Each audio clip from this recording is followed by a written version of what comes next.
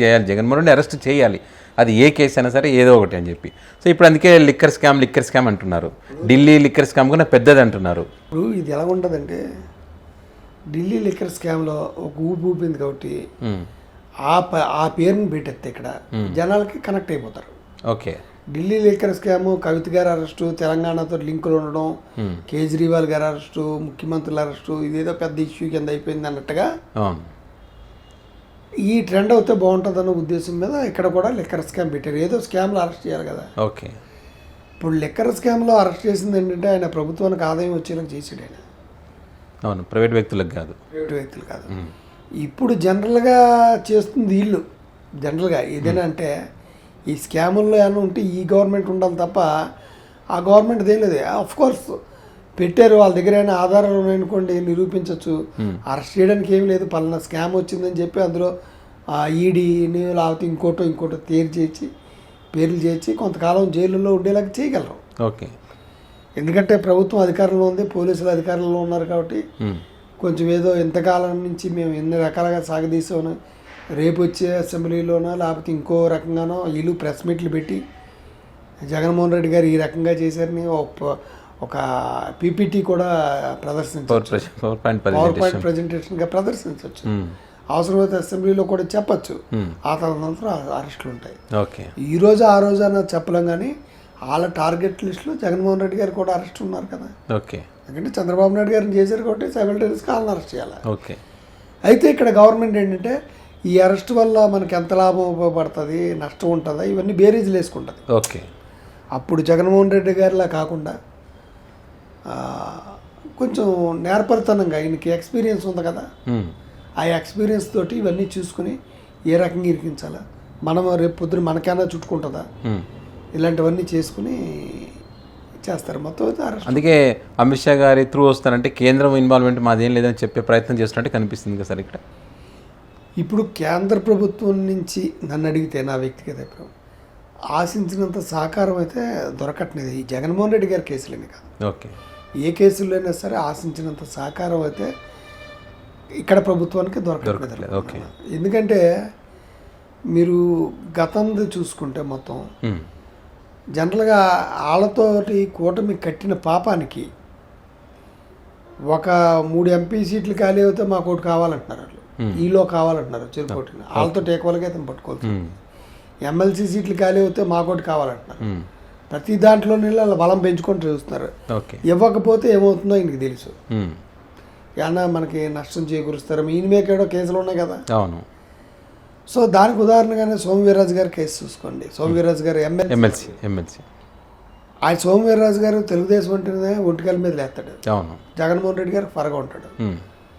వాళ్ళు తెలుగుదేశం కూటమికి వ్యతిరేకంగా ఉన్నటువంటి క్యాండిడేట్కి ఇచ్చారంటే మరి దాన్ని అర్థం చేసుకోవాలి. ఓకే, ఎందుకంటే చంద్రబాబు నాయుడు గారి రాజకీయం తెలుసు కాబట్టి చంద్రబాబు నాయుడు గారి ఎత్తుల్ని ఏ రకంగానే పారనివ్వరు. ఎందుకంటే చంద్రబాబు నాయుడు గారు స్ట్రాటజీ ఏంటంటే అన్ని పార్టీల్లో కూడా తన మనుషులు ఉండాలి. ఒకవేళ వాళ్ళకి ఇచ్చినా కూడా వాళ్ళ పార్టీలో ఇచ్చినా కూడా తెలుగుదేశం క్యాండిడేట్ అయ్యి ఉండాలి.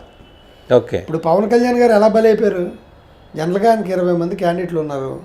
20 మంది క్యాండిడేట్లలో 3 వంతులు వీళ్ళే టీడీపీ నుంచి పోయిన వాళ్ళే. కరెక్ట్. బీజేపీలో గట్టిగా కళ్యాణ్ చేస్తే చంద్రబాబు నాయుడు గారు వాళ్ళందరూ ఇందులోకి వచ్చేస్తారు.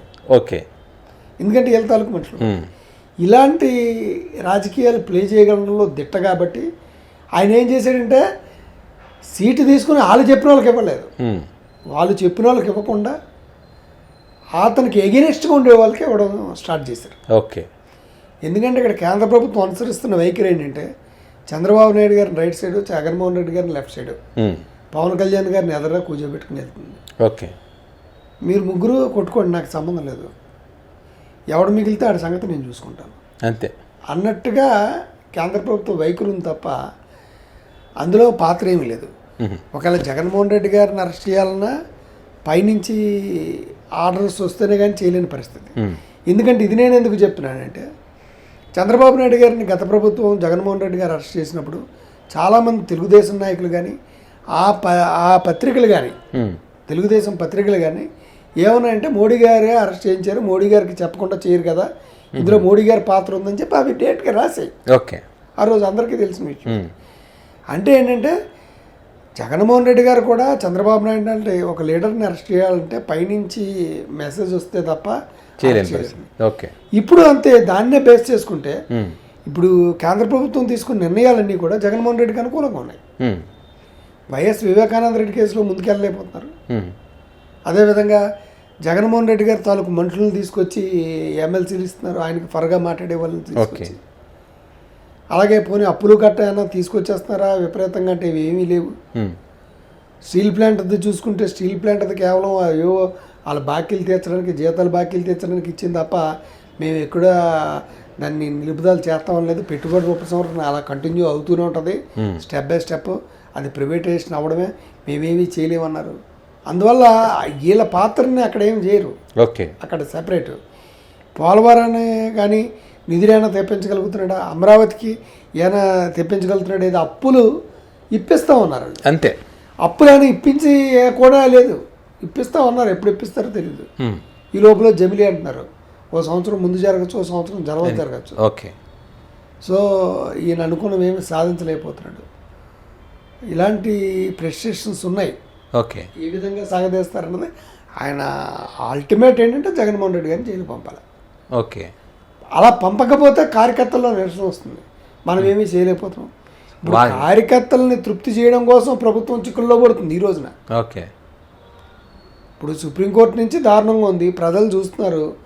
ఎవరెవరినో తీసుకెళ్ళి కేసుల్లో కనీసం ఫార్వర్డ్ చేసిన వాళ్ళని కూడా కేసుల్లో పెడుతున్నారు. ఓకే. అంటే కోర్టు తీర్పులు కూడా ఉన్నాయనుకోండి, ఫార్వర్డ్ చేసినా కూడా కేసులు పెట్టచ్చు అనేసి. సో ఆ రకంగా వెళ్తుంటే ప్రజల్లో ఒక వ్యతిరేకత ఎక్కువ అవుతుంది కదా. జగన్మోహన్ రెడ్డి గారికి 5 సంవత్సరాల్లో వచ్చిన వ్యతిరేకత అంటే కనపడకుండానే వ్యతిరేకత ఉంది, కానీ వీళ్ళకి బాటంగా 9 నెలల్లోనే వ్యతిరేకత వచ్చేసింది. ఓకే. ఇలాంటి పరిస్థితుల్లో ఎలాగ హ్యాండిల్ చేయాలి, పవన్ కళ్యాణ్ గారిని హ్యాండిల్ ఎలా చేయాలి, పవన్ కళ్యాణ్ గారు పట్ల ఏమి మాట్లాడకపోతే అక్కడ లోకేష్ గారి నుంచి వ్యతిరేకత ఎక్కువ అవుతుంది, ఆయన చేయట్లేదు. ఓకే. ఇప్పుడు కుటుంబ కలహాలు అన్నది ఖచ్చితంగా వస్తాయి పవన్ కళ్యాణ్ వల్ల. ఓకే. తండ్రి కొడుకుల మధ్య విభేదాలు ఖచ్చితంగా వస్తాయి. ఓకే. ఎందుకంటే ఆయన ఎంతకాలం ఓపిక పడతాడు. ఇప్పుడు నన్ను ఉప ముఖ్యమంత్రి చేయాలంటే పవన్ కళ్యాణ్ గారి పర్మిషన్ కావాలంటే, పవన్ కళ్యాణ్ గారేమో నా వల్లే తెలుగుదేశం నిలబడిందని ఎక్కడ పడితే అక్కడ బయట ఓపెన్గా చెప్తాడు. ఇక్కడికి వచ్చేమో మీరే ఉండాలి అన్నట్టుగా అసెంబ్లీలో నాటలు మాడతారు. అదే రాజకీయమో తెలీదు. పైన పెట్టేది బాగా డ్యామేజ్ చేస్తున్నాడు తెలుగుదేశానికి పవన్ కళ్యాణ్ గారు. ఓకే. కూటమిలో ఉంటూ లోపల ఉంటూ హోంమంత్రి నీకేం తెలియకపోతే పక్క తప్పుకుంటాడు, లేకపోతే నన్ను కూడా రానివ్వరా అంటాడు. ఇప్పుడు ఆల్తాలకు సిపి ఇవన్నీ జరిగాయి. అవును. నిన్నేమో 40 సంవత్సరాలు ఉన్న పార్టీని మేమే నిలబెట్టామన్నాడు. ఇవన్నీ కూడా అక్కడ ఉండేటువంటి ద్వితీయ నాయకత్వానికి పడదు. ఓకే. అందువల్లే ఈ రోజున నేను అనుకునేది ఏంటంటే, అది గమనించకపోయినా నేను గమనించినంత వరకు చంద్రబాబు నాయుడు గారికి తన ఓన్ క్వార్టర్ అన్నది లేకుండా లోకేష్ బాబు గారు చేస్తున్నారని అనుకుంటున్నాను. ఓకే. ఎందుకంటే తన క్వార్టర్ ఎవరు, యనమల రామకృష్ణుడు, గోరెట్ల బొత్స చౌదరి గారు, వీళ్ళందరినీ కూడా పక్కన పెట్టి ఏమీ రాకుండా అతను అనుకున్న క్వార్టర్ని తెచ్చుకుంటాడు. రేపు పొద్దున్న ఇదంతా అయ్యాక చంద్రబాబు నాయుడు గారు దింపించాడు అనుకోండి, తెలుగుదేశం పార్టీ నుంచి సపోర్ట్ చేసి ఎవరు. గతంలో జరిగినటువంటి చరిత్ర ఇది. ఓకే. ఈ చరిత్ర మళ్ళీ పునరావృతం అవుతుంది కేవలం పవన్ కళ్యాణ్ గారి వల్ల. ఇప్పుడు అతను ఎందుకు అంతలా వెనకేసుకొస్తున్నాడో ఆయనకి తెలియదు. బీజేపీ వాళ్ళు మన దగ్గర సీటు తీసుకుని మన చేత్తో మన కన్ను పొడిపించుకున్నట్టుగా మనకు వ్యతిరేకంగా మాట్లాడే మనుషులను తీసుకొచ్చి ఎమ్మెల్సీలకి మనమే సీటు ఇస్తుంటే ఆ పరిస్థితి యువ నాయకత్వం ఉంటుంది కదా. తను ఫేస్ చేయవలసింది రేపు పొద్దున ఫ్యూచర్ లోకేష్ బాబు. ఆల్రెడీ ఇప్పటికే అతని మీద క్యాంపెయిన్ అవుతుంది. ఎందుకు పిఠాపురం వర్మ గారిని అన్నారు. ఆ వర్మ గారిని అంటే తెలుగుదేశాన్ని అన్నట్టు కదా. నా గెలుపుకి ఎవరో కాదు వాళ్ళు అనుకుంటే కర్మని నాగబాబు గారు అన్నారు. మరి అక్కడికి వెళ్ళి ఏం చేశారు, నా గెలుపు మీ చేతుల్లోనే ఉందని ఆ రోజు చేతులు పట్టుకుని అందుది జుట్టు అందకపోతే కాళ్ళు అన్నట్టుగా ఈ వ్యవహారంగా వస్తే మీరు పిఠాపురం వర్మ గారిని అవమానించారని అందరూ అనుకుంటున్నారు. కానీ పిఠాపురం వర్మ గారిని అవమానించడం కాదు, తెలుగుదేశాన్ని అవమానించినట్టుగా. మేము మీ వల్ల గెలవలేదు, మేము గెలిచామంట టీడీపీ అభ్యర్థి. సో ఇలాంటివన్నీ కూడా ద్వితీయ శ్రేణి నాయకత్వానికి అంటే లోకేష్ బాబు గారి కలిగి నచ్చట్లేదు. సో ఇన్ని ఇబ్బందులు ఉన్నప్పుడు ఇప్పుడు మళ్ళీ జగన్ని అరెస్ట్ చేయడం అనేటువంటిది పెద్ద హెడ్ఏక్ లాగానే ఉండొచ్చు వీళ్ళకంటే. అది కామన్ ఇంటెన్షన్ అండి. ఖచ్చితంగా హెడ్ఏక్ ఉంటుంది, కానీ వాళ్ళకి తృప్తి చల్లారదు కదా. పర్మిషన్ కూడా రావాలి ఢిల్లీ నుంచి. ఢిల్లీ నుంచి రావాలి, ఉమ్. ఢిల్లీ ఒప్పుకునే నుంచి పరిస్థితి రావాలి, అంతా ఒప్పుకునే పరిస్థితి లేదు. ఉమ్. వీళ్ళు మిగతా వాళ్ళు చేసినట్టుగా ఒప్పుకునే పరిస్థితి లేదు. ఓకే. ఆ రోజు జగన్మోహన్ రెడ్డి గారు ఏదైతే చేశాడో ఈ రోజు అదే ఆయన చేస్తున్నాడు. ఏంటంటే ముందు చుట్టుపక్కల వాళ్ళందరినీ కొట్టడం బలాన్ని, ఉమ్. తర్వాత ఈయన దగ్గరికి వెళ్ళేటప్పుడు అక్కడ రావాలా అక్కడ ఓకే. పర్మిషన్. ఉమ్. అప్పుడు వాళ్ళు ఏం చేస్తారు, బలాలు బలహీనతలను బట్టి చూస్తారు. ఓకే. ఇప్పుడు తెలుగుదేశానికి బాగా పడిపోయింది అనుకోండి, పడిపోయినప్పుడు జగన్మోహన్ రెడ్డి గారిని కానీ చేస్తే, ఇప్పుడు తెలంగాణలో ఏముంది, కేసీఆర్గా కవిత గారిని అరెస్ట్ చేయకపోవడం వల్ల ఆ రోజు తెలంగాణలో బీజేపీ రావాల్సిన గవర్నమెంట్ కాంగ్రెస్ వచ్చేసింది. అవును. ఆ రోజు అరెస్ట్ చేసుంటే, అరెస్ట్ చేయకపోవడం వల్ల బీఆర్ఎస్ బీజేపీ ఒకటైన భావన ప్రజల్లోకి వెళ్ళిపోయింది. వచ్చేసింది. అవును.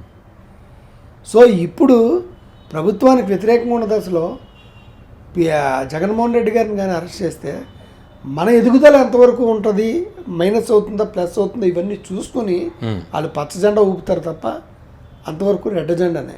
ఓకే. అందువల్ల చాలా ఉన్నాయి మీకు తెలియదు. అదే లావు కృష్ణదేవరాయలు డాక్యుమెంట్స్ ఇచ్చారని వీళ్ళ పత్రికలు వస్తున్నాయి, ఇచ్చారో లేదో తెలీదు, డాక్యుమెంట్స్ ఉన్నాయని చెప్పి అమిత్ షా గారు ఓకే అన్నారు అని కూడా ఏదో చూస్తున్నారు. అలాగే ఇప్పుడు అమిత్ షా గారు ఓకే అన్నారు, ఇలాంటివి గతంలో మీరు చూడలేదా? ఒక 8 నెలల క్రితం అమిత్ షా గారు, చంద్రబాబు నాయుడు గారు జైల్లో ఉండగా అమిత్ షా గారు నన్ను పిలిపించారు, నన్ను రమ్మన్నారు అని చెప్పి లోకేష్ గారు చెప్పి ఆయన ఊరు వాడా ప్రచారం చేసుకున్నాడు. అవును. ఆ తర్వాత 2 నెలల తర్వాత కిషన్ రెడ్డి గారు ఇచ్చారు, నా కాళ్ళ ఎల్లబడి పదే అడుగుతుంటే అప్పుడు నేను అమిత్ షా గారు తీసుకెళ్ళాను, ఎవడడిగినా తీసుకెళ్తాను. ఇక్కడ ఇలాగ ఉంటుందండి ఇక్కడ వ్యవహారం. ఓకే. అమిత్ షా గారు అలాగన్నట్టు అయితే మీరు సోమవీర్రాజు గారిని ఎందుకు నామినేషన్ ఇచ్చారు? బీజేపీకి ఇచ్చారు, ఒకటి ఇవ్వడమే గ్రేటు, ఇచ్చారు. ఇచ్చాక కూడా వాళ్ళ క్యాండిడేట్ మీకు వ్యతిరేకంగా ఉన్న క్యాండిడేట్ ఇచ్చేది ఎందుకు ఇచ్చారు? అది ఆపించుకోలేక, డైరెక్ట్గా కనపడుతుంది దాన్ని ఆపించుకోలేక, అక్కడ ఎవడో 4 గోట్ల మధ్య మాట్లాడింది మాకు అనుకూలంగా మాట్లాడారంటే ఎవడు నమ్ముతాడండి? ఈరోజు అందరూ కూడా ఎడ్యుకేట్ అయ్యారు. ఓకే. Thank you.